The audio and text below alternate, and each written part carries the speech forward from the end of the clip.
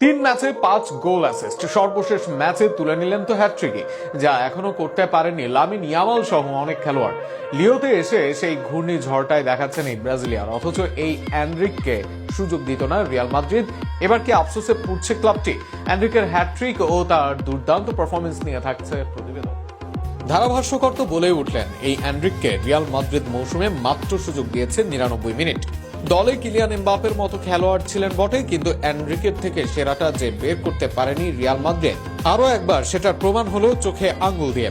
ঘূর্ণিঝড় অ্যান্ড্রিকের ঝড়ে এবার লন্ডভন্ড প্রতিপক্ষ। আগের 2 ম্যাচে করেছিলেন 1 গোল ও 1 অ্যাসিস্ট। লিলের বিপক্ষে গোল ছাড়াও 3 বার ড্রিবলিং করেন। ব্রেস্টের বিপক্ষে হন আরো ক্রোধার। সেই ম্যাচে 5 বার চান্স ক্রিয়েট ও 9 বার করেন সফল ড্রিবলিং। এবার তো মেটজের বিপক্ষে হ্যাটট্রিকই তুলে নিলেন অ্যান্ড্রিক।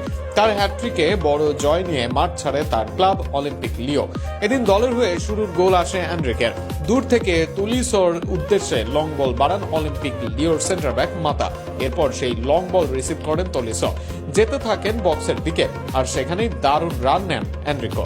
তলিসোর সঙ্গে বক্সে নিজের জায়গা করে নেন। এরপর তলিসোর বাড়িয়ে দেওয়া পাসে শট করেন জাল বরাবর, আর তাতেই এগিয়ে যায় তার দল।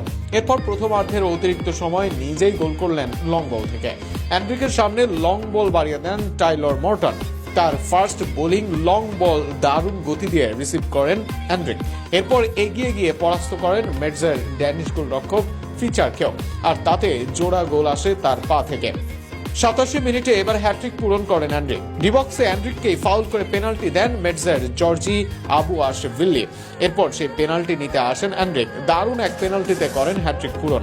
ক্যারিয়ারের প্রথম হ্যাটট্রিকের দিনে জয় পায় অ্যান্ড্রিকের দল। এ নিয়ে টানা 3 ম্যাচ জয় লিওর, আর নেপথ্যের কারিগর এই অ্যান্ড্রিকে। লিগ 1-এ 2 ম্যাচে 4 goal assist, 12 dribbling, 8 long ball, 3 cross, সাথে 19 ডুয়েলস ও 3 ট্যাকলস। 2 ম্যাচে অ্যান্ড্রিক করেছেন সম্ভাব্য সবকিছুই। রোনালদো নাজারিওর উত্তরসূরি বলা হতো অ্যান্ড্রিককে। সাম্প্রতিক সময়ে এ নিয়ে আলোচনা সমালোচনা হয়েছে অনেক, তবে অবশেষে ইউরোপে এসে নিজেকে চেনাতে পেরেছেন অ্যান্ড্রিক। লিওর হয়ে বাকি মৌসুম সুযোগ পাবেন ভালোভাবে, তাতে সন্দেহ নেই। শুধু এই পারফরমেন্স ধরে রাখতে পারলে তার বিশ্বকাপে যাওয়া আটকাতে পারবে না কেউই।